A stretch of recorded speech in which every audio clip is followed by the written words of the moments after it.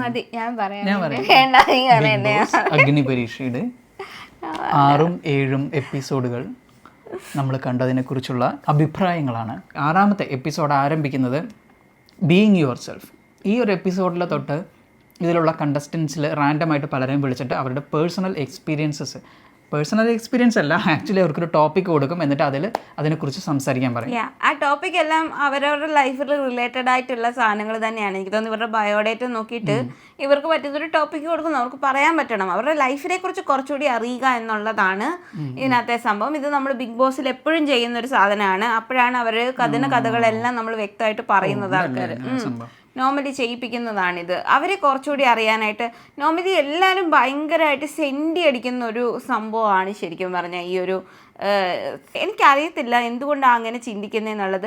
എല്ലാം സാഡായിട്ടുള്ള വിഷമിപ്പിക്കുന്ന കാര്യങ്ങൾ പറഞ്ഞാലേ ഉള്ളിലേക്ക് ആൾക്കാരുടെ ഉള്ളിലേക്ക് എത്താൻ പറ്റത്തുള്ളൂ. ആൾക്കാർക്ക് പല എക്സ്പീരിയൻസ് ഉണ്ടല്ലോ, അതിൽ ചിലർക്ക് കൂടുതലും നമ്മൾ ഓർക്കുന്നത് അല്ലെങ്കിൽ പെട്ടെന്ന് നമ്മളോട് പറയുന്നത് ചിലപ്പോൾ ഇതുപോലത്തെ സംഭവങ്ങളൊക്കെ ആയിരിക്കും. ഇവർക്കും ആ ഒരു സെന്റിമെന്റ്സ് വേണ്ടിയിട്ടും കൂടിയാണെന്ന് തോന്നുന്നു ഇവർ അങ്ങനത്തെ ടോപ്പിക്സ് ആണ് എടുക്കുന്നത്. വ്യൂവേഴ്സിനെ കണക്ട് ചെയ്യണമെങ്കിൽ അതിൽ കൂടുതൽ സങ്കടപ്പെടുത്തുന്ന കാര്യങ്ങൾ വേണം. പിന്നെ ഞാൻ ആരെയും കുറച്ച് പറയില്ല, എല്ലാവർക്കും അവരുടേതായിട്ടുള്ള വിഷമങ്ങളും കാര്യങ്ങളുണ്ട്. ഇപ്പം ഞങ്ങൾക്കാണെങ്കിലും പറഞ്ഞു വരുമ്പോൾ നമ്മുടേതായിട്ടുള്ള വിഷമങ്ങളും കഥകളും ഉണ്ടാവും. ഞാൻ ആരുടെയും കുറച്ച് കാണും അല്ല ചെയ്യുന്നത്. ഞാൻ പറയുന്നത് എപ്പോഴും ആ ഒരു എന്താ പറയുക സാഡായിട്ടുള്ള കാര്യങ്ങൾ പറയിപ്പിക്കാനുള്ള ഒരു സിറ്റുവേഷൻ ബിഗ് ബോസ് ഒരുക്കാറുണ്ട്. അതാണ് ഞാൻ പറഞ്ഞത്. അതുകൊണ്ട് ബീയിങ് യുവർ സെൽഫ് എന്ന് പറഞ്ഞ സാധനത്തിന് മുന്നേ ഇവർ മാസ്ക് കൊടുക്കുന്നുണ്ട്.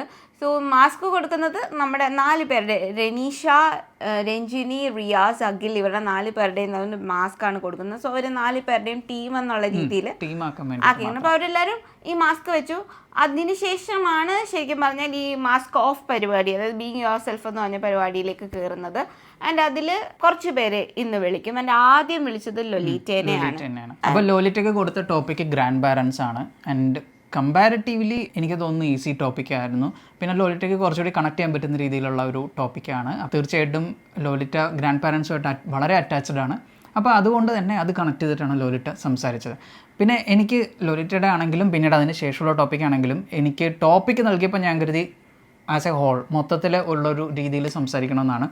പക്ഷേ എല്ലാവരും അവരുടെ പേഴ്സണൽ ലൈഫിൽ നിന്ന് കണക്ട് ചെയ്തിട്ടാണ് അതിനെക്കുറിച്ച് സംസാരിച്ചത്. അപ്പോഴാണ് എനിക്ക് മനസ്സിലായത് ഓക്കെ ഇത് കുറേ കൂടി പേഴ്സണൽ കാര്യങ്ങളിലേക്കാണ് പോകുന്നത്. രണ്ടാമത് ഷ്യാമിനാണ് ബുള്ളിങ് ആണ് കിട്ടിയത്. ആൻഡ് ഷ്യാമിന് ഒരുപാട് രീതിയിൽ ഷ്യാമിൻ്റെ ആ ഒരു ഫെമിനിൻ ക്യാരക്ടർ അല്ലെങ്കിൽ ഒരു ഫെമിനൈൻ ഇതുള്ളത് കാരണം കൊണ്ട് ഷ്യാമിന് ഏറ്റുവാങ്ങേണ്ടി വന്നിട്ടുള്ള ബുള്ളിങ്ങിനെ പറ്റി ഷ്യാം വളരെയധികം സംസാരിക്കുന്നുണ്ട്. That felt really sad. Because ശരിയല്ലേ, ഒരാളെ അയാളുടെ പേഴ്സണാലിറ്റി വെച്ച് അയാളുടെ ബിഹേവിയർ വെച്ചിട്ട് നമ്മളെ കൊണ്ട് കൺട്രോൾ ചെയ്യാൻ പറ്റാത്ത കാര്യങ്ങളാണ് അതൊക്കെ. നമ്മളുടെ ബോഡിയിൽ വരുന്ന മാറ്റങ്ങളാണെങ്കിലും നമ്മുടെ ആറ്റിറ്റ്യൂഡിൽ വരുന്ന മാറ്റങ്ങളാണെങ്കിലും it's not controlled by us. അപ്പം അങ്ങനെയുള്ള കാര്യത്തിൻ്റെ പേരിൽ ജീവിതത്തിൽ ഇങ്ങനത്തെ പ്രശ്നങ്ങളും പ്രയാസങ്ങളും അനുഭവിക്കേണ്ടി വരിക എന്ന് പറഞ്ഞാൽ അതൊട്ടും അക്സെപ്റ്റബിൾ ആയിട്ടുള്ള കാര്യമല്ല. ആൻഡ് ഷ്യാം വളരെ എനിക്ക് ഭയങ്കര പ്രൗഡായിട്ട് തോന്നി. ബിക്കോസ് അതിൽ നിന്നൊക്കെ കയറി വന്ന് ഇന്നിവിടെ ആയിരിക്കുന്ന ആ സ്ഥാനത്ത് എത്താനായിട്ട് he did A very great job in it. അപ്പം അതിനെല്ലാവരും അത് അപ്രിഷ്യേറ്റ് ചെയ്യുന്നുണ്ട്. കുറേ പേർക്ക് അത് ഭയങ്കര വിഷമം വരുന്നുണ്ട്. ആൻഡ് ഷ്യാമിനെ ഷ്യാമോൻ പോയിട്ട് ഹഗ് ചെയ്യുന്നുണ്ട്. സോ ഭയങ്കര നല്ല രീതിയിലാണ് ഷ്യാം അത് പ്രസൻറ്റ് ചെയ്തതെന്ന് എനിക്ക് തോന്നി. നല്ലതായിട്ടാണ് പ്രസൻറ്റ് ചെയ്തത്. പിന്നെ നെക്സ്റ്റ് വന്ന് ഷിബിനയായിരുന്നു. ഷിബിനയ്ക്ക് കിട്ടിയ ടോപ്പിക്ക് ബ്യൂട്ടി ആയിരുന്നു. ആൻഡ് ഷിബിനയുടെ കളർ വെച്ചിട്ട് ഒരുപാട് തരത്തിലുള്ള ക്രിറ്റിസിസംസ് ഷിബിനയ്ക്കും നേരിട്ടിട്ടുണ്ട്. ആൻഡ് അതിൽ നിന്നൊക്കെ ഇന്ന് മോഡലിംഗ് രംഗത്ത് അത്രയും ഉയരാൻ സാധിച്ചത് it's because of her skin tone എന്ന് പറഞ്ഞ് she was very proud about that. And പുള്ളിക്കാരി നേരത്തെ വന്നപ്പോൾ തന്നെ പറഞ്ഞിട്ടുണ്ടായിരുന്നു ഋതിക് റോഷൻ്റെ കൂടെ വരെ ആഡ് ചെയ്യാനുള്ള ഭാഗ്യം കിട്ടിയിട്ടുള്ള ഒരു ആളാണ്. So everything happened because of her skin colour or skin tone എന്നുള്ളത് ഇൻസ്പയറിംഗ് ആയിട്ടുള്ള ഒരു കാര്യമാണ്. നല്ല കോൺഫിഡൻ്റ് ആയിട്ടുള്ള ആളുമാണ്. നല്ല പ്രസൻറ്റേഷനും ആയിരുന്നു. അതെ, നല്ല പ്രസൻറ്റേഷൻ ആയിരുന്നു. നെക്സ്റ്റ് പാർട്ടിസിപ്പൻറ്റ് ഷാമോൻ ആയിരുന്നു. ഷാമോന് കൊടുത്ത ടോപ്പിക്ക് ടൈമാണ്. അപ്പം ഷാമോൻ ഒരു ആംബുലൻസ് ഡ്രൈവറാണ്. ടൈമുമായിട്ട് വളരെയധികം കണക്ട് ചെയ്യുന്ന ഒരു കരിയർ കൊണ്ടുപോകുന്ന ഒരാളാണ്. ഒരുപാട് പേരുടെ ജീവൻ രക്ഷിച്ചിട്ടുള്ള ഒരാളാണ്. അപ്പോൾ അതുകൊണ്ട് തന്നെ അദ്ദേഹത്തിൻ്റെ ലൈഫിൽ നിന്നുള്ള ഒരു ഇൻസിഡൻറ്റ്, ഒരുപാട് ഇൻസിഡൻസ് ഇവർക്ക് പറയാനുണ്ടാവും. അതിൽ ഒരു ഇൻസിഡൻറ്റ് പറഞ്ഞുകൊണ്ടാണ് ഷാമോൻ കഥ പറഞ്ഞത്. നല്ല ഒരു സ്പീച്ച് തന്നെയായിരുന്നു ഷാമോൻ്റേതും. പക്ഷേ ഇതിൻ്റെ കൂടെ അഖിൽ മരാർ പറയുന്നുണ്ട് അത് മാത്രമല്ലാതെ പേഴ്സണൽ ഇൻസിഡൻറ്റ് മാത്രമല്ലാതെ ടൈമിനെ കുറിച്ച് കൂടുതൽ സംസാരിക്കാൻ പറ്റില്ല എന്ന് ചോദിക്കുന്നുണ്ട്. ഒരു ആംബുലൻസ് ഡ്രൈവറിൻ്റെ പെർസ്പെക്റ്റീവിൽ നിന്ന് അല്ലാതെ ജനറിക് ആയിട്ട് പറയാമായിരുന്നു എന്ന് പറഞ്ഞു. പക്ഷെ അതിന് മുമ്പ് വന്നവരാണെങ്കിലും പിന്നീട് വന്നവരാണെങ്കിലും ഞാൻ കണ്ടത് എല്ലാവരും അവരുടെ പേഴ്സണൽ എക്സ്പീരിയൻസ് പറയാമെന്നുള്ളതാണ്. മേ ബി അത് കുറച്ചുകൂടി പ്രേക്ഷകരിലേക്ക് കണക്ട് ചെയ്യുന്നതിനും കൂടി വേണ്ടിയിട്ടായിരിക്കും. അല്ല, എനിക്ക് തോന്നുന്നത് ഇപ്പം ഷിബിന വന്നപ്പോഴാണെങ്കിലും ഷിബിനയുടെ സിറ്റുവേഷൻ പറഞ്ഞതിന് ശേഷം ആരെയും ബ്യൂട്ടി വെച്ച് ജഡ്ജ് ചെയ്യാൻ പാടില്ല, ആർക്കും അങ്ങനത്തെ ഒരു ഇത് വരാൻ പാടില്ല, അങ്ങനത്തെ ഒരു സാധനം പറഞ്ഞു. ശ്യാമം പറഞ്ഞു, അതായത് ഒരാളുടെ ഒരു ബിഹേവിയർ പാറ്റേൺ കൊണ്ട് അങ്ങനെ ഒരു ബിഹേവിയർ, അതുപോലെ ശ്യാമോൻ പറഞ്ഞില്ല എന്നുള്ളതാണെന്ന് തോന്നുന്നു എനിക്ക് മനസ്സിലായത്. ശ്യാമോൻ പറയുന്നുണ്ട്, ഇപ്പം ഞങ്ങളെപ്പോലുള്ള ആംബുലൻസ് ഡ്രൈവേഴ്സ് വരുമ്പോൾ ഇഫ് പോസിബിൾ നിങ്ങൾ ഒരല്പം വണ്ടി ഒന്ന് മാറ്റി തന്നാൽ, കുറച്ച് സമയം വെയിറ്റ് ചെയ്താൽ ഒരാളുടെ ജീവൻ രക്ഷിക്കാൻ പറ്റുമെന്ന്. അപ്പോൾ സമയത്തിന് ജീവൻ്റെ വിലയുണ്ട് എന്നൊരു സൂചന അവിടെ നൽകിക്കൊണ്ട് തന്നെ, അല്ലെങ്കിൽ അങ്ങനെ ഒരു മെസ്സേജ് നൽകിക്കൊണ്ടാണ് ശ്യാമൻ അവിടെ നിന്ന് പോകുന്നത്. So it was okay. Bigg Boss വരുമ്പോൾ തൊട്ടേ ഇവർക്ക് ഇങ്ങനെ ഒരു സ്പേസ് കൊടുക്കും, ഇവരെ കുറിച്ച് പറയാനായിട്ട് ആക്ടിവിറ്റി പോലെ തന്നെ കൊടുക്കും. എന്നിട്ട് ഇന്ന് പറയും, അങ്ങനെ ഇതേപോലെ ബാക്ക്ഗ്രൗണ്ട് മ്യൂസിക് ഒക്കെ ഇട്ട് അത് സെറ്റ് ആക്കും. സോ അത് തന്നെയാണ് ഇവിടെ ഈ ഒരു സെഗ്മെന്റിൽ യൂസ് ചെയ്യുന്നത്. അതായത് അവരുടെ ബിഗ് ബോസ് മിനി ഗെയിം, അതെ മിനി ഗെയിം ആണ് ആക്ച്വലി. അപ്പം അവരിൽ കുറച്ചുകൂടെ ഇപ്പൊ ഔട്ടായി പോയാൽ തീർന്ന് അറിയാൻ പറ്റില്ല, പക്ഷെ ഔട്ടാകുന്നത് വരെ നിങ്ങൾക്ക് ഒരു ചാൻസ് ഉണ്ട് നിങ്ങളെ കുറിച്ച് ബാക്കിയുള്ളവരിലേക്ക് അറിയിക്കാനായിട്ട്. ഒരു തരത്തിൽ അതൊരു നല്ലൊരു വേദിയാണ്, പലരും നല്ല രീതിയിൽ യൂട്ടിലൈസ് ചെയ്യുന്നുണ്ട്. അതായത് പ്രേക്ഷകരുമായിട്ട് ഇപ്പോൾ ബിഗ് ബോസിൽ കയറിയില്ലെങ്കിൽ പോലും നിങ്ങൾക്ക് പ്രേക്ഷകരുമായിട്ട് കണക്ട് ചെയ്യാൻ പറ്റുന്ന ഒരു ഓപ്പർച്യൂണിറ്റി ഇവിടെ കിട്ടിയിട്ടുണ്ട്. ജെറ്റി നേഴ്സാണ്, ആൻഡ് നേഴ്സ് എന്ന് പറഞ്ഞ ടോപ്പിക് തന്നെയാണ് കൊടുത്തത്. And she became very emotional.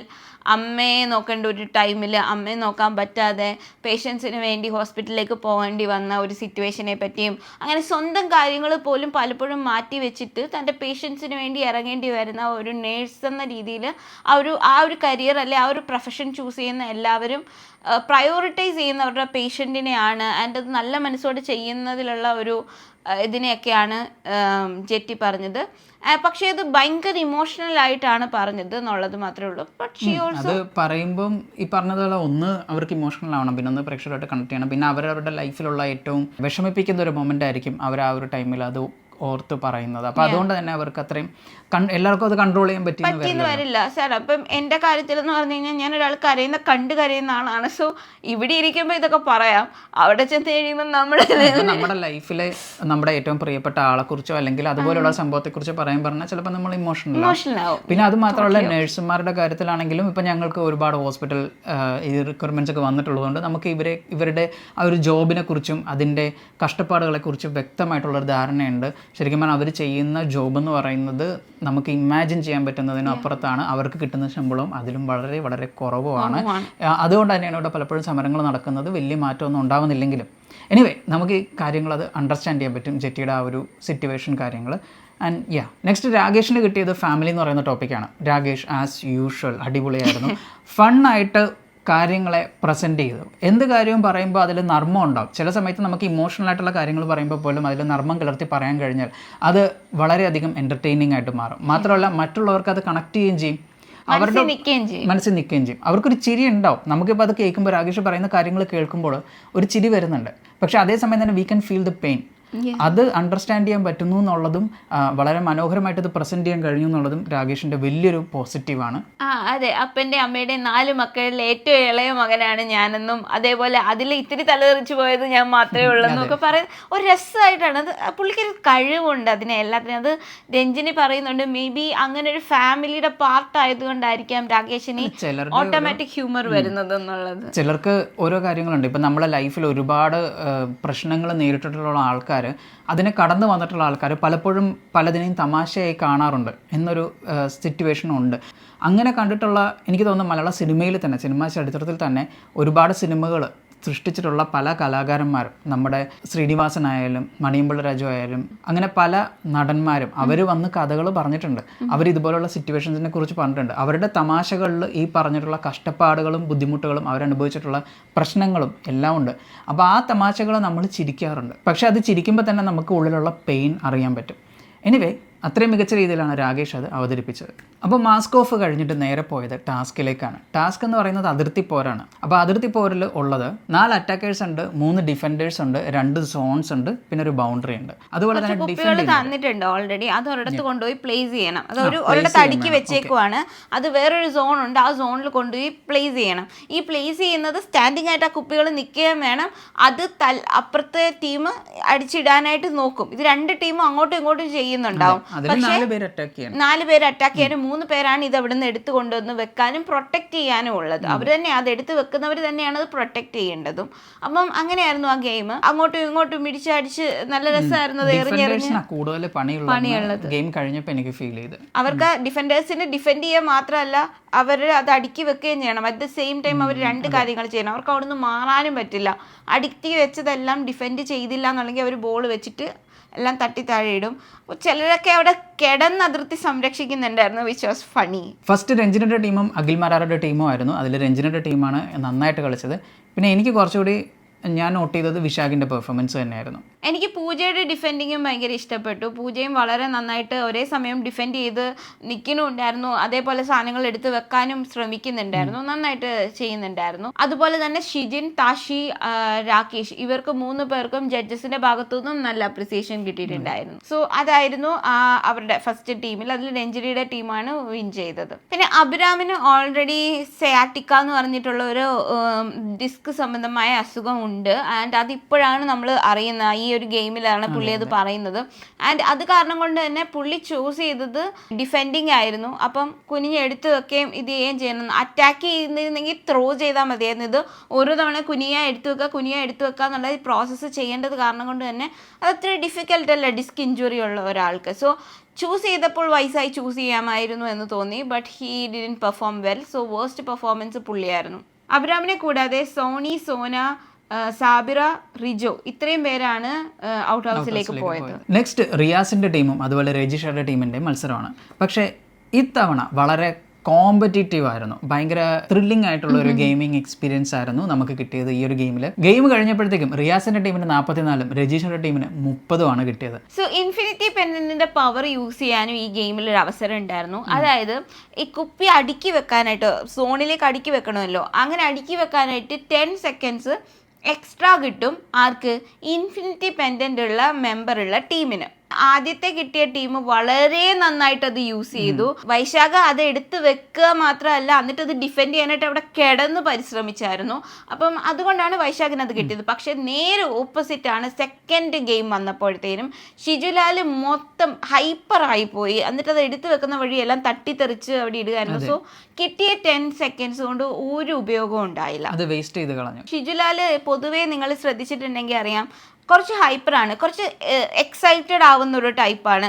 അങ്ങനെയുള്ളവരെ ഇതുപോലെയുള്ള ടൈം ബൗണ്ടഡ് ആയിട്ടുള്ള ടാസ്കുകൾ ഏൽപ്പിക്കാതിരിക്കുന്നതാണ് നല്ലത്. ബിക്കോസ് കുറച്ച് കാമായിട്ട് കുറച്ച് പോസ്ഡ് ആയിട്ട് നിൽക്കുന്ന ആൾക്കാരെ അത് ഏൽപ്പിച്ചു കഴിഞ്ഞാൽ, ഫോർ എക്സാമ്പിൾ വൈശാഖ് വളരെ 10 സെക്കൻഡേ ഉള്ളെങ്കിലും 10 സെക്കൻഡിൽ ടൈം അത് കറക്റ്റായിട്ട് ഉപയോഗിക്കാൻ പുള്ളിക്ക് പറ്റും. പുള്ളി ഭയങ്കര കമ്പോസ്ഡ് ആയിട്ടുള്ള ഒരു വ്യക്തിയാണ്. അതുപോലത്തെ ആൾക്കാർക്ക് കൊടുത്താൽ നല്ലതായിരിക്കും. പിന്നെ ജെറ്റിയും നന്നായിട്ട് പെർഫോം ചെയ്തില്ലായിരുന്നു.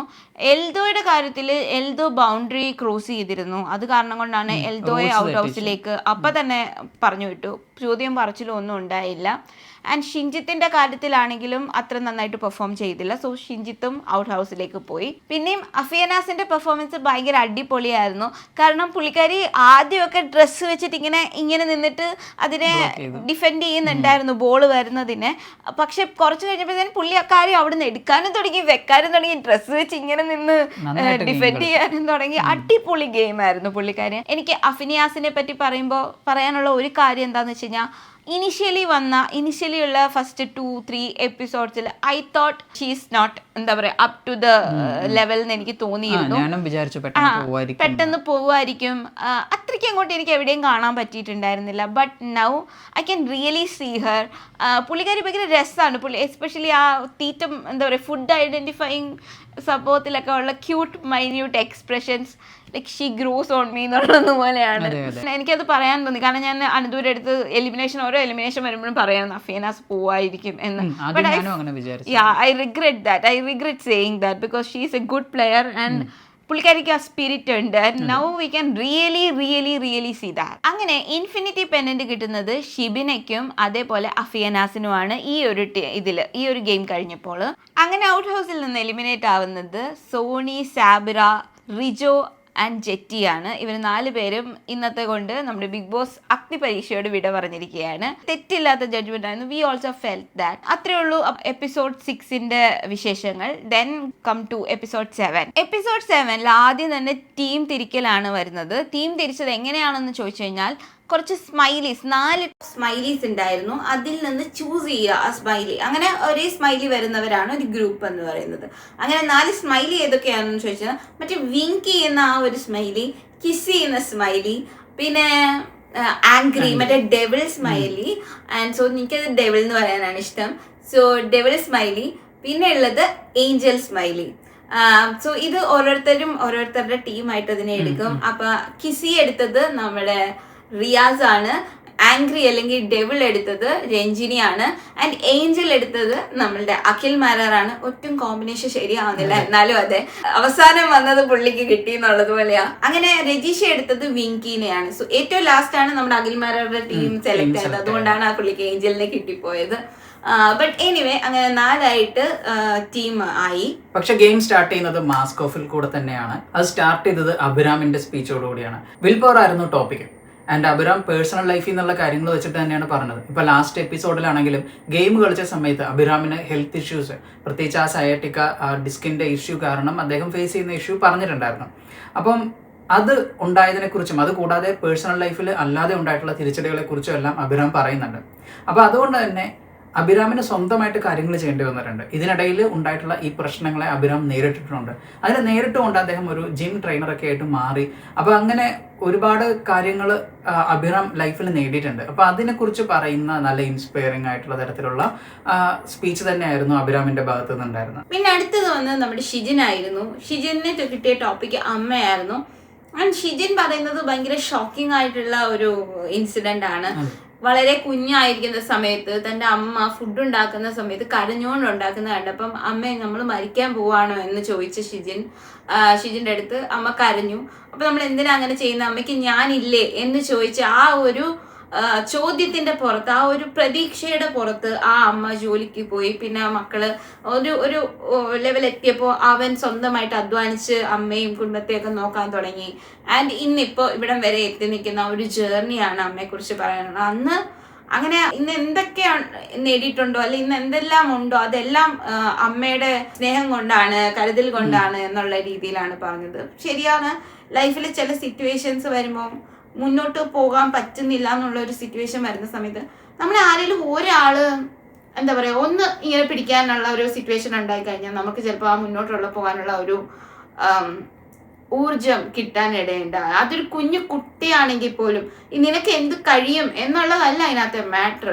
ഞാനില്ലേ എന്ന ആ ഒരു ചോദ്യത്തിന് ഒരുപാട് അർത്ഥങ്ങളുണ്ട്, ഒരുപാട് പ്രതീക്ഷയുണ്ട്. ആൻഡ് അതാണ് ശരിക്കും അവിടെ വർക്ക് ആവുന്നത്. ആൻഡ് അത് നല്ല രസമായിട്ട് ഷിജിൻ പറഞ്ഞു. It was really emotional. Anyway Bigg ബോസിൽ ഇപ്പം മാസ്ക് ഓഫ് ഈ ഒരു പ്രോഗ്രാം ഇപ്പം ഇത്രയും നടന്നു വന്നപ്പോഴത്തേക്കും നമുക്ക് മനസ്സിലാവുന്നത് ഒരുപാട് പേര് അവരുടെ ലൈഫിൽ നമ്മൾ പോലും ചിന്തിക്കാത്ത തരത്തിലുള്ള പ്രശ്നങ്ങളും അല്ലെങ്കിൽ പല ഘട്ടങ്ങളും കടന്നു വന്നിട്ടുള്ളവരാണ്. അപ്പോൾ അത് ഇങ്ങനെ അറിയാൻ പറ്റുക എന്ന് പറയുന്നത് നല്ലൊരു കാര്യമാണ്. മാത്രമല്ല അറിയുമ്പോൾ അത് നമ്മളെ വളരെയധികം ഇൻസ്പയർ ചെയ്യുകയും ചെയ്യും. നെക്സ്റ്റ് അഫീനാസിന്റെ മാസ്ക് ഓഫ് ആയിരുന്നു. ആൻഡ് അഫീനാസിന് കിട്ടിയ ടോപ്പിക് കോൺഫിഡൻസ് ആണ്. ആൻഡ് എന്താ പറയുക, അഫീനാസ് ടോട്ടലി ഡിഫറെൻ്റ് ആയിട്ട് അതിനെ പ്രസന്റ് ചെയ്യുന്നു. ഒരാൾ കോൺഫിഡൻസിനെ കുറിച്ച് പറയുമ്പോൾ അയാളെ പറയുന്നതിനേക്കാളും കൂടുതൽ അയാളെ പറയുന്ന രീതി അല്ലെങ്കിൽ അയാൾ റെസണേറ്റ് ചെയ്യുന്ന ആ ഒരു കോൺഫിഡൻസ് ആണ് സത്യം പറഞ്ഞ് നമ്മളിലേക്ക് എത്തുന്നത്. സോ പറയാതെ തന്നെ അല്ലെങ്കിൽ തൻ്റെ പ്രസൻസിലൂടെ തന്നെ കോൺഫിഡൻസ് നമ്മളിലേക്ക് എത്തിക്കാൻ അഫീനാസിന് പറ്റി എന്നുള്ളത് അതിന്റെ വലിയൊരു ഹൈലൈറ്റ് ആണ്. ആൻഡ് ഐ റിയലി ലൈക്ഡ് അഫീനാസിന്റെ പെർഫോമൻസ്. അതെ, അതുകൊണ്ട് തന്നെ എനിക്ക് അഫീനാസിനെ ഭയങ്കര ഇഷ്ടമാവാനുള്ള റീസണും അതാണ്. സത്യം പറഞ്ഞു കഴിഞ്ഞാൽ കോൺഫിഡൻസിനെ പറ്റി അല്ല ശരിക്കും പറഞ്ഞ് സംസാരിച്ചത്, ബാക്കിയുള്ളവരിലേക്ക് ആ കോൺഫിഡൻസ് എത്തിക്കാനാണ് പുള്ളിക്കാരിക്ക് സത്യം. അത് അനന്ത് പറഞ്ഞ ഭയങ്കര കറക്റ്റ്. അത് റെസൊണേറ്റ് ചെയ്യാൻ പുള്ളിക്കാരിക്ക് പറ്റി. ടീച്ചേഴ്സ് ഇങ്ങനെ കൂട്ടമായിട്ട് നിന്ന് ഇങ്ങനെ ഈ കൊച്ചിനെ അത് പറ്റത്തില്ലേ, പുള്ളിക്കാരി പറഞ്ഞ രീതിയുണ്ട്, എന്നെ കൊണ്ട് എന്തും പറ്റും ചേച്ചി, ഞാൻ എന്തും ചെയ്യും, എനിക്ക് പാടാനൊന്നും അറിയത്തില്ല, പക്ഷെ ഞാൻ അന്നാ പാടുക വരെ ചെയ്യും, എന്നോട് പറയുന്ന എന്ത് കാര്യവും ഞാൻ ചെയ്യും. അതാണ് ആ ഒരു സാധനം ഉണ്ടല്ലോ, അത് ഭയങ്കര രസമായിരുന്നു. എന്നാലും എന്നെ ഒന്നിനും ചെയ്തില്ല. ഞാൻ വീട്ടിൽ കാണിക്കുന്ന ഒന്നും പുറത്ത് ചെല്ലുമ്പോൾ കാണുന്നില്ല എന്നുള്ളത് കാരണം എൻ്റെ വീട്ടുകാരെല്ലാവരും കൂടി വന്ന് എനിക്ക് വേണ്ടി യുദ്ധം ചെയ്യുമായിരുന്നു. എന്നെ ഡിപ്രഷനിലേക്ക് പോകാനൊന്നും എൻ്റെ വീട്ടുകാർ അനുവദിച്ചിട്ടില്ല. അത്രയും ഇതുള്ള ഒരു വീട്ടുകാരായിരിക്കും ഉള്ളതെന്നൊക്കെ പറഞ്ഞിട്ട് ശരിക്കും പറഞ്ഞാൽ ആ ഫുൾ സ്റ്റേജ്, ആ ഫുൾ ഓഡിയൻസിനെ പുള്ളിക്കാരി കയ്യിലെടുത്തു. വിശാഖിന് കിട്ടിയ ടോപ്പിക്ക് ചൈൽഡ്ഹുഡ് ആണ്, കുട്ടിക്കാലം. വിശാഖ് അതിനെക്കുറിച്ച് നല്ല രീതിയിൽ തന്നെ പ്രസന്റ് ചെയ്തു. പക്ഷെ അത് പറഞ്ഞു വന്നുകൊണ്ടിരുന്ന സമയത്താണ് ഒരു കാര്യം മനസ്സിലായത്. വിശാഖിന്റെ കുട്ടിക്കാലം സത്യം പറഞ്ഞാൽ വളരെ പോസിറ്റീവായിട്ടുള്ള ഒന്നൊന്നുമല്ല. പക്ഷെ അവിടെ നിന്ന് ഈ ഒരു നല്ല രീതിയിലേക്ക്, നല്ലൊരു ലെവലിലേക്ക് കയറി വരാൻ വിശാഖിന് സാധിച്ചിട്ടുണ്ട്. And it was inspiring. പിന്നെ ഷിഞ്ചിത്തിന് കിട്ടിയത് ഫ്രണ്ട് എന്ന് പറയുന്ന ടോപ്പിക്കാണ്. ആൻഡ് ഷിഞ്ചിത്ത് പറഞ്ഞത് തൻ്റെ ഏറ്റവും ബെസ്റ്റ് ഫ്രണ്ട് ആയിട്ടുള്ള ഷിഹാബിനെ കുറിച്ചാണ്. ഷിഹാബിനെ കുറിച്ച് കേട്ട് കഴിഞ്ഞപ്പോൾ സത്യം പറഞ്ഞാൽ ആ ടോപ്പിക്കിനെ കുറിച്ചും അതുപോലെ തന്നെ ഷിഞ്ചിത്തിനെ കുറിച്ചും അല്ല, നമ്മൾ ഷിഹാബിനെ കുറിച്ചാണ് തിങ്ക് ചെയ്യുന്നത്. ഷിഹാബ് ഒരു നല്ലൊരു സുഹൃത്ത് മാത്രമല്ല, നല്ലൊരു മനുഷ്യൻ കൂടിയാണ്. ഷിഞ്ചിത്തിനെ ഇത്രയധികം സഹായിക്കുന്ന, കൂടെ നിൽക്കുന്ന, സപ്പോർട്ട് ചെയ്യുന്ന ഷിഹാബിന് ഇരിക്കട്ടെ ഒരു കൈഡി. പിന്നെ അങ്ങനെ അത്തരത്തിൽ നമ്മുടെ കൂടെ നിൽക്കുന്ന ഒരു ബെസ്റ്റ് ഫ്രണ്ട് നമുക്ക് ഉണ്ടാവുക എന്ന് പറയുന്നത് അത് സത്യം പറഞ്ഞാൽ നമുക്ക് ഭാഗ്യം ചെയ്തവർക്ക് മാത്രം കിട്ടുന്ന ഒരു കാര്യമാണ്. ആൻഡ് എന്നെ സംബന്ധിച്ചിടത്തോളം എനിക്കും പ്രൗഡ്ലി പറയാൻ പറ്റും, എനിക്കും അങ്ങനെ ഒരു ആത്മാർത്ഥ സുഹൃത്തുണ്ട്. എനിക്ക് ഇന്നും ഓർമ്മയുണ്ട്, പണ്ട് ഇപ്പം എവിടെയെങ്കിലുമൊക്കെ ട്രിപ്പൊക്കെ പോകുമ്പോൾ കയ്യിൽ പൈസ ഇല്ലാതിരിക്കുമ്പോൾ ഞാൻ പൈസ ഇല്ലാത്തതുകൊണ്ട് വരില്ലെന്ന് പറയും, പക്ഷെ അവൻ എന്നെ പൊക്കിക്കൊണ്ട് പോകും. അപ്പം എനിക്കും ഉണ്ടാകുന്ന ഒരു ബെസ്റ്റ് ഫ്രണ്ട് ടെൻഷൻ. അപ്പോൾ അതുകൊണ്ട് തന്നെ എനിക്കും അത് ഭയങ്കരമായിട്ട് റിലേറ്റ് ആയി. നെക്സ്റ്റ് അളകനന്ദയ്ക്ക് കിട്ടിയ ടോപ്പിക് എന്ന് പറയുന്നത് അമ്മ ആണ്. ഇത് രണ്ടാമത്തെ പ്രാവശ്യമാണ് അമ്മ കിട്ടുന്നത്. അളകനന്ദ അത് പറഞ്ഞപ്പോൾ സത്യം പറഞ്ഞാൽ പറഞ്ഞു തുടങ്ങിയപ്പോൾ അളകനന്ദയുടെ ഒരു എക്സ്പീരിയൻസ് എന്ന് പറഞ്ഞതുപോലെയാണ് ഫീൽ ചെയ്തത്. അളകനന്ദയ്ക്ക് സ്വന്തം വീട്ടിൽ നേരിടേണ്ടി വന്നിട്ടുള്ള വിവേചനങ്ങളെ കുറിച്ചൊക്കെ അളകനന്ദ പറഞ്ഞു. പക്ഷേ അതിനുശേഷം അവസാനം അളകനന്ദ പറയുന്നുണ്ട്, ഇന്നിവിടെ വന്ന് നിൽക്കുന്നത് ഞാനല്ല, എൻ്റെ അമ്മയാണെന്ന്. സോ അത് ശരിക്കും പറഞ്ഞാൽ നമുക്ക് കണക്ട് ചെയ്യാൻ പറ്റും. അളകനന്ദയ്ക്ക് ഇപ്പൊ ഇവിടെ നിൽക്കാൻ സാധിച്ചത് ശരിയാണ്, അമ്മ കാരണമാണ്. ഇന്നും അവര് ഒരു നിഴല് പോലെ ആരും കാണാതെ ഇരിക്കുന്ന സമയത്ത് അളകനന്ദ എല്ലാവരുടെയും മുമ്പിൽ നിൽക്കുന്നുണ്ട്. അതിന്റെ പിന്നിൽ ആ അമ്മയുടെ ശക്തമായിട്ടുള്ള ഇൻസ്പിറേഷൻ ഉണ്ടാവും. And that was A good speech. ആ സമയത്താണ് രഞ്ജിനി പറയുന്നത്, പല ആൾക്കാർക്കും ഇപ്പോൾ 100 ദിവസം ബിഗ് ബോസിൽ നിൽക്കുക എന്ന് പറയുന്നത് തന്നെ വളരെ ബുദ്ധിമുട്ടുള്ള ഒരു കാര്യമാണ്. പക്ഷെ ആ സമയത്താണ് പല സ്ത്രീകളും ബിഗ് ബോസ് പോലെയുള്ള വീടുകളിൽ ജീവിതകാലം മുഴുവൻ കഴിച്ചു കൂട്ടുന്നതിനെ പറ്റി. And yeah, I feel it was true. അങ്ങനെ മാസ്ക് ഓഫ് അവിടെ വെച്ച് തീർന്നു. ദെൻ ടാസ്കിലേക്ക് കടക്കുകയാണ്. ടാസ്കിന്റെ പേര് ക്ലാഷ് ഓഫ് കപ്സ് എന്നായിരുന്നു. സോ ക്ലാഷ് ഓഫ് കപ്സ് എങ്ങനെ കളിക്കണ്ടേന്ന് വെച്ച് കഴിഞ്ഞാൽ, ഈ കുറച്ച് കപ്പുകൾ അവിടെ ഇങ്ങനെ തുറന്നും അടച്ചും വെച്ചിട്ടുണ്ട്, കമത്തിയും വെച്ചിട്ടുണ്ട്, നിവർത്തിയും വെച്ചിട്ടുണ്ട്. അപ്പം ഈ കപ്പുകൾ രണ്ട് ടീമിൽ ഒരാൾ തുറന്നു വെക്കാനായിട്ട് ചൂസ് ചെയ്യുകയാണെങ്കിൽ അവരെല്ലാ കപ്പുകളും തുറന്നു തന്നെ വെക്കണം. മറ്റേ ടീം അടച്ചു വെക്കാനാണ്, ഇത് കമത്തി വെക്കാനാണ് ഉദ്ദേശിക്കുന്നതെങ്കിൽ കമത്തി വെക്കണം. സോ അവർ തന്നെ ചൂസ് ചെയ്യേണ്ടത് ഏത് പൊസിഷനാണ് അവർ വെക്കാൻ താല്പര്യപ്പെടുന്നത് എന്നുള്ളത്. ദെൻ ആ ടീമിൽ നിന്ന് 3 പേരെ വെച്ച് വരുത്തും. സോ അറ്റ് എ ടൈം 3 പേരാണ് ഒരു ടീമിലേത് കളിക്കുന്നത്.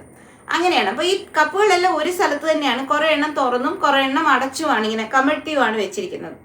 ആൻഡ് ഈ ഗെയിം തുടങ്ങി കഴിഞ്ഞ് കഴിഞ്ഞപ്പോഴത്തേനും ഒരു ടൈമർ ഉണ്ട്. ആ ടൈമറിനുള്ളിലാണ് ഇത് ചെയ്യേണ്ടത്. ആദ്യത്തെ ടീം വളരെ രസമായിട്ട് അത് കളിച്ചു. കുറെ പേര് അവര് വെച്ച കപ്പുകളെ പ്രൊട്ടക്ട് ചെയ്യാനായിട്ട് നോക്കുന്നുണ്ടായിരുന്നു. അവര് വളരെ ബ്യൂട്ടിഫുൾ ആയിട്ട് അതൊക്കെ ചെയ്യുന്നുണ്ടായിരുന്നു. നല്ല രസമായിട്ടാണ് ഫസ്റ്റ് ടീം അത് കളിച്ചത്. എനിക്ക് നല്ലൊരു ഗെയിം ആയിരുന്നു അത്. ഡെവിളും കിസിയും കൂടിയുള്ള ഗെയിം ആയിരുന്നു അത്. അതായത് രഞ്ജിനിയുടെയും റിയാസിന്റെയും ടീമായിരുന്നു അത്. ആൻഡ് അവർ രണ്ടുപേരുടെ കളിച്ചതിൽ രഞ്ജിനിയുടെ ടീമാണ്, ആംഗ്രിയാണ് ജയിച്ചത്. അവർ തമ്മിൽ ചെറിയ മാർജിനേ ഉണ്ടായിരുന്നുള്ളൂ. ജസ്റ്റ് 43 ആണ് മറ്റേ ടീം എടുത്തത്, 47 ആണ് രഞ്ജിനിയുടെ ടീം എടുത്തത്. അങ്ങനെ അവർ ഓൺ ചെയ്തു. നെക്സ്റ്റ് റെനീഷയുടെയും അഖിലിന്റെയും ടീമുകൾ തമ്മിലുള്ള മത്സരമായിരുന്നു. വിങ്കിയും പിന്നെന്തുവാ ഏഞ്ചൽ. അപ്പോൾ ഈ ടീമുകൾ തമ്മിലുള്ള മത്സരത്തിലേക്ക് വന്നപ്പോൾ സ്ട്രാറ്റജി കൂടി അങ്ങ് പോയിട്ട് ഓവർ സ്ട്രാറ്റജിയായി ആൻഡ് ടോട്ടൽ ഗെയിം ഫെയിലിയർ ആയിട്ടാണ് എനിക്ക് ഫീൽ ചെയ്തത്. അതായത് നമ്മൾ ഗെയിം കളിക്കുന്ന സമയത്ത് നമ്മൾ ഓപ്പോസിഷൻ ടീമിന്റെ കപ്പ് ഇപ്പം നമ്മൾ കമത്തിയാണ് വെക്കുന്നതെങ്കിൽ ഓപ്പോസിഷൻ ടീമിന്റെ കപ്പ് നമ്മൾ മലർത്തി വെക്കണം. പക്ഷെ അതേസമയം തന്നെ വേണമെന്നുണ്ടെങ്കിൽ അവർ നമുക്കൊരു പോയിന്റ് ഒക്കെ ഒന്ന് അഡ്ജസ്റ്റ് ചെയ്യാൻ 2-3 കപ്പ് തട്ടിയിട്ടാലും വലിയ പ്രശ്നമൊന്നുമില്ല. പക്ഷെ ഇതങ്ങോട്ട് തട്ടുക, തെറിപ്പിക്കുക, കയ്യാങ്കളിയായി, പിന്നെ കപ്പുകൾ നശിപ്പിക്കുക, അങ്ങനെ മനുഷ്യന്മാർ തമ്മിലായി കമത്തലും മറിക്കലും. കമത്തി അങ്ങനെയായിരുന്നു. പിന്നെ മലർത്തി അടിക്കലൊക്കെ ആയിരുന്നു അവിടെ കിടന്നിട്ടുള്ള പരിപാടികൾ. സീരിയസ്ലി പ്രണവൊക്കെ ഇങ്ങനെ കറങ്ങി ഒരാളുടെ മേളിൽ കൂടി ഇങ്ങനെ ചാടി വീണ് അങ്ങനെയൊക്കെ ചെയ്തു. എന്തൊക്കെയാ ചെയ്തത്, എന്തൊക്കെയാന്നുള്ളത് ഭയങ്കര ശോകമായിപ്പോയി. അപ്പം ഈവൻ ആ ബസർ അടിച്ച ശേഷവും അവർ അതിൻ്റെതായിട്ടുള്ള അക്രമങ്ങളൊക്കെ തുടർന്നു. പക്ഷെ അതിന്റെ ഒരു അഡ്വാൻറ്റേജ് അഖിലിന്റെ ടീമിനുണ്ടായിരുന്നു. കാരണം ബസർ അടിച്ച ടൈമില് അഭിരാമാൻ തോന്നുന്നു അത് മൊത്തം തട്ടിക്കളഞ്ഞിട്ട് ഓടിക്കളയാനൊക്കെ നോക്കി. അപ്പൊ അതുകൊണ്ട് തന്നെ അവർക്ക് അങ്ങനെയല്ല. ശരിക്കും പറഞ്ഞാല് എൽദോ അവിടെ നിന്നും അടുക്കി വെച്ച് എൽദോ ഒരു എത്തിക്കൽ ഗെയിം ആയിരുന്നു കളിച്ചുകൊണ്ടിരുന്നത്. ആൻഡ് എൽദോ ഒരു സെക്ഷനിൽ കപ്പുകളൊക്കെ ഇത് ചെയ്ത് വന്നിട്ടുണ്ടായിരുന്നു. ബസർ കഴിഞ്ഞിട്ടാണ് അഭിരാം വന്നിട്ട് അത് ഫുള്ള് തട്ടിക്കളഞ്ഞു. അപ്പത്തേനും രഞ്ജിനിയും അഖിലും അവരെല്ലാരും പറഞ്ഞു, എൽദോയോട് പറഞ്ഞു ആ തട്ടിക്കളഞ്ഞ മുഴുവൻ കപ്പും കമത്തി തന്നെ വെക്കെന്ന് പറഞ്ഞു. അവർ കമത്തി വെക്കുന്ന ടീമായിരുന്നു. അങ്ങനെ പറഞ്ഞു. അപ്പൊ അങ്ങനെ അവർക്ക് ആ ഒരു അഡ്വാൻറ്റേജ് കിട്ടി. എൽദോ നന്നായിട്ട് ഇപ്രാവശ്യം കളിച്ചു. അപ്പൊ അത് ജഡ്ജസ് പറയും ചെയ്തു ലാസ്റ്റ് ടൈം എൽദോ റൂൾസ് തെറ്റിച്ചായിരുന്നു. പക്ഷെ അതിലും ഒരു മിസ്റ്റേക്ക് എന്നുള്ള റൂൾ ബ്രേക്കറോ അങ്ങനത്തെ ചെയ്തിട്ടില്ല. അപ്പം ഇപ്രാവശ്യം നന്നായിട്ട് എൽദോ അത് ഗെയിം കളിക്കുകയും ചെയ്തു. ആൻഡ് ഇതിനകത്ത് അങ്ങനെ നോട്ടീസബിൾ പെർഫോമൻസ് എന്ന് പറയാനായിട്ട് എനിക്ക് എൽദോ മാത്രമേ തോന്നിയുള്ളൂ. പക്ഷെ മറ്റേ ടീം ആദ്യം കളിച്ച ടീമില് അവിടെ നമ്മുടെ രാകേഷ് ആണെങ്കിലും ഷാമോൻ ആണെങ്കിലും വളരെ നന്നായിട്ട് തന്നെയാണ് ഗെയിം കളിച്ചത്. ആൻഡ് അവർക്ക് 2 പേർക്കും പിന്നെ എൽദോയ്ക്കുമാണ് ഇൻഫിനിറ്റി പെൻഡന്റ് കിട്ടിയത്. സോ 2 ദിവസമായിട്ട് നടക്കുന്ന ഒരു സംഭവം എന്താന്ന് വെച്ച് കഴിഞ്ഞാൽ ഇപ്പൊ പ്ലെയേഴ്സ് തന്നെയല്ല, കോൺടെസ്റ്റൻസ് തന്നെയല്ല അവർ ആരെ ഔട്ട് ഹൗസിലേക്ക് വിടണമെന്ന് സെലക്ട് ചെയ്യുന്നത്, ജഡ്ജസ് തന്നെയാണ്. അത് ഈവൻ വിന്നിംഗ് ടീമിന് മാത്രമല്ല, അത് ഏത് ടീമാണെങ്കിലും അവരിൽ നിന്ന് ഏറ്റവും വേസ്റ്റ് പെർഫോമൻസ് ചെയ്യുന്നവരെ ഔട്ട് ഹൗസിലേക്ക് വിടുന്നുണ്ട്. And that was A good thing എന്ന് എനിക്ക് തോന്നി. മറ്റേ വിന്നിംഗ് ടീമിലായിരിക്കുമ്പോൾ ഈവൻ ദോ ആ പ്ലെയർ അത്ര നല്ല ആയിട്ട് കളിക്കുന്നില്ലെങ്കിൽ അല്ലെങ്കിൽ അത്ര നമ്മൾ അറിയാത്ത ആൾക്കാരാണെങ്കിൽ പോലും അവര് സേഫ് ആയിട്ട് നിൽക്കും. സോ ഇത് ആ ഒരു സേഫ്റ്റിനെ പൊട്ടിക്കുന്ന ഒരു സംഭവമാണ്. കളിച്ചാൽ മാത്രമേ കയറാൻ പറ്റൂ, അല്ലെങ്കിൽ ഔട്ട് ഹൗസിൽ വരും എന്നുള്ള ഒരു സാധനം ഇവിടെയുണ്ട്. സോ അത് ആ ഒരു തീരുമാനം വളരെ നല്ലതായിരുന്നു. അങ്ങനെ ഔട്ട് ഹൗസിലേക്ക് പോയത് റെയ്ബിൻ, അഭിറാം, നയന, അളകനന്ദ, പ്രണവ് ആൻഡ് അപർണയാണ്. ഇനി ഇതിൽ നിന്ന് ആൾക്കാരെ കട്ട് ചെയ്യുന്നത് ഡിസൈഡ് ചെയ്യുന്നതിന് വേണ്ടിയിട്ട് ഒരു കുഞ്ഞു മിനി ഗെയിം കൂടി നടത്തി അവർ തമ്മിൽ അങ്ങോട്ടും ഇങ്ങോട്ടും സംവാദത്തിൽ ഏർപ്പെടുക. ആക്ച്വലി ടോപ്പിക്ക് കൊടുത്തത് ഇതാണ്, എന്തുകൊണ്ട് നിങ്ങൾ ബിഗ് ബോസിൽ നിൽക്കണം എന്ന് നിങ്ങൾക്ക് സംസാരിക്കാൻ പറ്റുന്നതിന് 2 മിനിറ്റ് തരാമെന്ന് പറഞ്ഞിട്ടാ. പക്ഷെ ആക്ച്വലി അങ്ങോട്ടും ഇങ്ങോട്ടും ബ്ലെയിം ചെയ്യുക, അല്ലെങ്കിൽ 2 പേരിലും തന്നെക്കാൾ മെച്ചം ഞാനാണ് എന്ന് പറയുന്നതിനായിട്ടൊരു വഴക്ക് ഇടാനുള്ള ഓപ്പർച്യൂണിറ്റി കൊടുത്തത്. സ്വന്തം കാര്യമൊന്നും പറയുന്നില്ല, അപ്പുറത്തെ ആൾക്കാരുടെ കുറ്റമാണ് ബേസിക്കലി ഇവർ പറഞ്ഞത്. നിങ്ങൾ എന്തുകൊണ്ടാണ് ഡിസേർവിംഗ് ആവുന്നത് എന്ന് ചോദിക്കുകയായിരുന്നു ചെയ്തത്. But it was more over a debate on other പേഴ്സണിന്റെ വെർത്ത്ലെസ്നെസ്സിനെ കുറിച്ചാണ് കൂടുതൽ. അതുപോലെ ഞാൻ ബെറ്റർ ആണ് തന്നെക്കാളും എന്ന് പറയുന്നുണ്ട്. അപ്പൊ അതുകൊണ്ട് തന്നെ 2 പേരും തമ്മിൽ തല്ലുപിടിക്കുന്നത്, അങ്ങനെ 2 പേര് തിരിച്ചപ്പോ അവർ തമ്മിൽ തല്ലുപിടിക്കുന്നതാണ് നമ്മൾ ത്രൂ ഔട്ട് കണ്ടത്. അങ്ങനെ ഇതിൽ എലിമിനേറ്റ് ആയത് റെയ്ബൻ, അഭിറാം ആൻഡ് നയന ആൻഡ് അപർണ ആണ്. അപ്പൊ അത്രയേ ഉള്ളൂ എപ്പിസോഡ് 7 വിശേഷങ്ങൾ. സോ ഇനി എപ്പിസോഡ് 8 വിശേഷങ്ങളുമായിട്ട് നമ്മൾ അടുത്ത വീഡിയോയിൽ കാണാം. So by.